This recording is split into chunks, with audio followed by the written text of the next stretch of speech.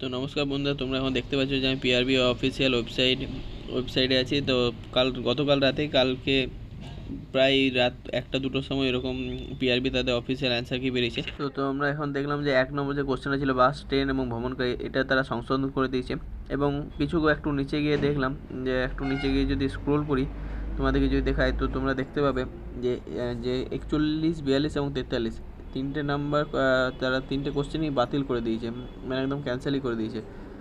তো একটু নিচের দিকে স্ক্রোল করছি, তোমরা দেখবে বাকি সব এগুলো দেখলাম সব ঠিকই আছে, কিন্তু আমার ওই 24 নম্বর কোশ্চেনটা একটু গড়বড় লাগছে, ওইটা একটু আমার ভালো লাগেনি। হ্যাঁ, এই যে একটা 7 নম্বর কোশ্চেন, এই রিজনিং ছিল।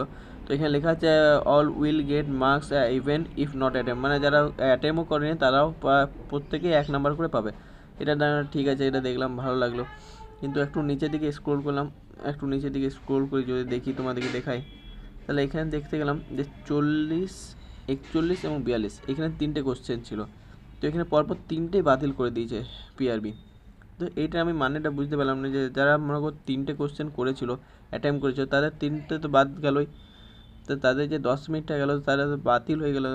এই যে 10 মিনিটটা, এই 10 মিনিট তারা যদি অন্য কিছু কোশ্চেনে টাইম দিত তাহলে তারা নিশ্চয়ই পেতো। তাহলে এই তিনটে কোশ্চেনের যে বাতিল করা কি মানে, এটা পিআরবি বলতে চাইছে যে ওরা নেপালি ভাষায় এই কোশ্চেনটা ভুল ছিল। তো ঠিক আছে, নেপালি ভাষায় ভুল ছিল, তাহলে সবাইকে 1 নম্বর করে দেওয়া উচিত ছিল। কিন্তু পিআরবি সেটা না করে কোশ্চেনগুলো সব বাতিল করে দিয়েছে। অথচ আমি মানলাম এখানে সবাই তিনটে না করলো, কেউ দুটো তো করেছিল, কেউ আবার একটাও করেছিল। তাহলে তাদের যে টাইমটা গেল, সেই টাইমটার মূল্যটা কোথায় গেল? মূল্যটা তো পেলাম না, অথচ উল্টো বাতিল হয়ে গেল। আবার হ্যাঁ, এখানে একটা কোশ্চেন দিলাম 24 নম্বর, এই 24 নম্বর কোশ্চেনে এ কী করে আসছে আমি তো এখনও পর্যন্ত বুঝতে পারলাম না। এখানে তো ইউ আসা উচিত, এখানে এ অ্যান্সার নিয়েছে পিআরবি। তারপরে এখানে অনেকের এই একটা রিজনিং ছিল, সবাইকে অনেকে কে করেছে, এটা নাহলে এস এ হবেই, ঠিক আছে এটা।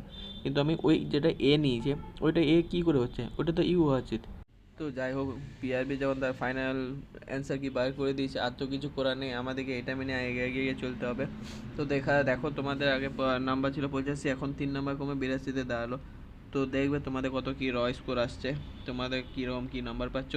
আর তোমাদের কাট আপ যেহেতু নাম্বার 3 নম্বর কমেছে, তাই কাট আপও একটু কম যাবে, 3 নম্বর তো আরও কমবে। তো দেখা যাক। আশা করি আজকে রাতের পর্যন্ত রেজাল্ট বেরিয়ে যেতে, বা পরশু, কালকে তো সানডে, কাল ছুটি থাকবে, তো পরশুর মধ্যে রেজাল্ট বেরিয়ে যাবে খুব শীঘ্রই। তো জয় হিন্দ, বন্দে মাতরম।